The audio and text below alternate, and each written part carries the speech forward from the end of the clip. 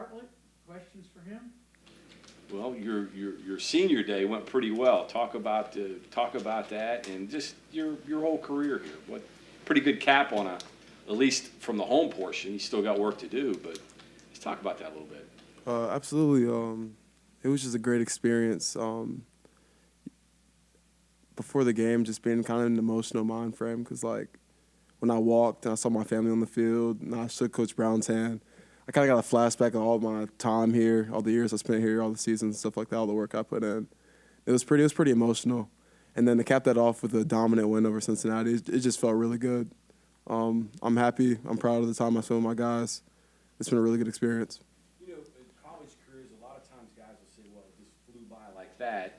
And it probably did, but in other ways, with COVID and all those things, it seems like it's been forever in other ways, hasn't it? It has. I wouldn't say it flew by.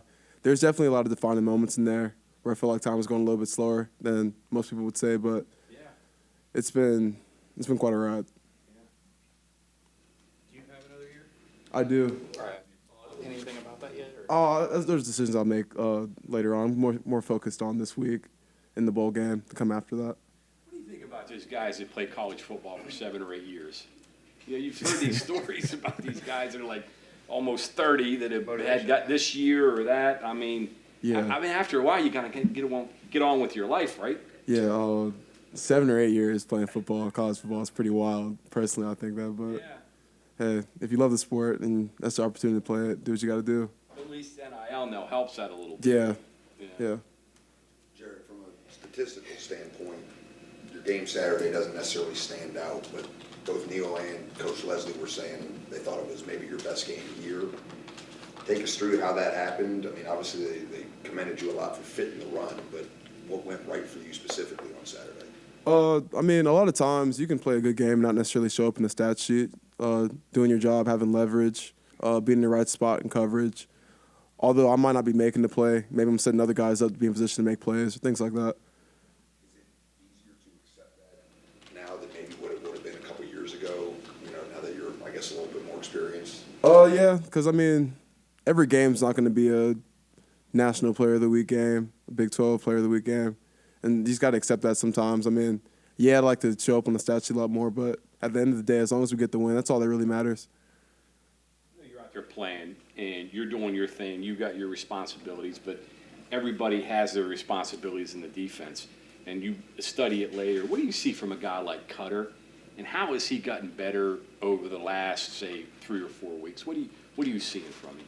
I can see, like, from the first time that he played, I can see he's a lot more relaxed in the sense of his nerves, just reading his keys and stuff like that. That's very important, especially at the linebacker spot, not being too riled up. You got to see what you're essentially reading. I think he's really excelled at that. He can make calls now. There's a lot more confidence making his calls. I've seen a lot of growth from him. You were in a similar situation. You played early in your career.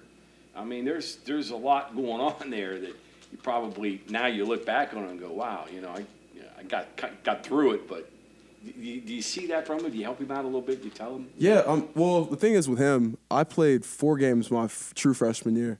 He's really been in a role where he's been playing a lot more. He played more games than I did.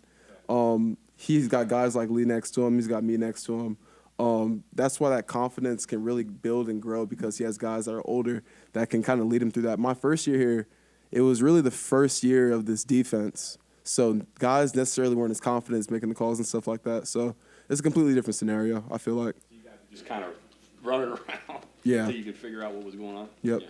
What is your leadership strategy, I guess, as a veteran player in that situation when you have a guy like Cutter having to step up? Do you go to him and say, this is what you have to do, or do you wait for him to come to you? Or how do you go about it once that was going to be clear that you're going to have a freshman who's going to really be relied upon? I mean, it's a mix of both. Since we don't necessarily play the exact same position, there's some things I'm not going to tell him. But because at the end of the day, it is his job to make a certain call based on what he sees. But if it's something that I clearly know is like maybe off, of course the guy's going to make some mistakes. He's a young guy. But I just want to be positive in the way that I approach him so he can take that advice that I give him or the advice that Lee gives him, and he can grow from that. Ask Coach Leslie this, but what's Day-Day Hawkins like? Because it seems like he's having the time of his life nonstop. Like as a person? Yeah. Exactly how it seems, yeah. He's a really energetic guy. I love Day-Day. Really cool guy. How much does that affect other people? I mean, even when you just have one guy who's positive or just always, never gets down, how much does that affect the whole defense? That keeps the mood up. Juice and energy is very important, especially in the sport of football. When you have a low energy level coming out in games, that's how teams come out flat. That's how teams end up getting smacked in the mouth like first quarter, first play, and it's like, oh, what's going on? Why aren't we locked in, ready to play? Having dudes like that really gets the energy flowing and gets dudes ready to play. Did he come in like? Yeah, that's just who he is all the time. On the football field, in the meeting room, outside of here. That's just the type of guy he is.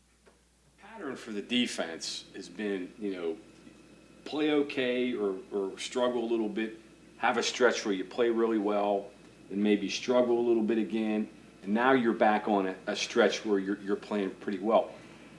How do you smooth that out? How do you get that consistency where you're always doing that? Because for the most part you have, but there have been those instances, and I'm talking about the defense collectively, that have had some struggles.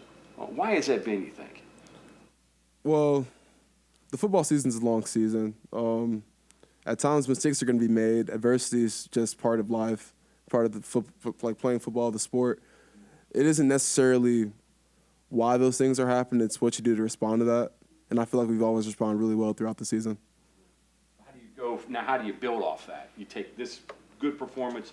There was a stretch here where Cincinnati got nothing for 4 or 5 series in a row.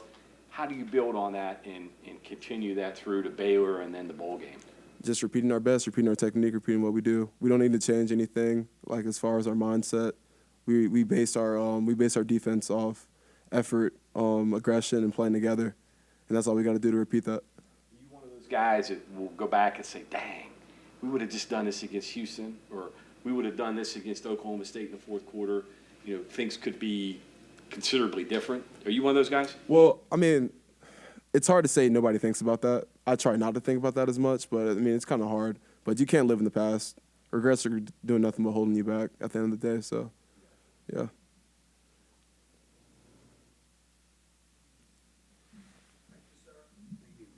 All right, thank y'all.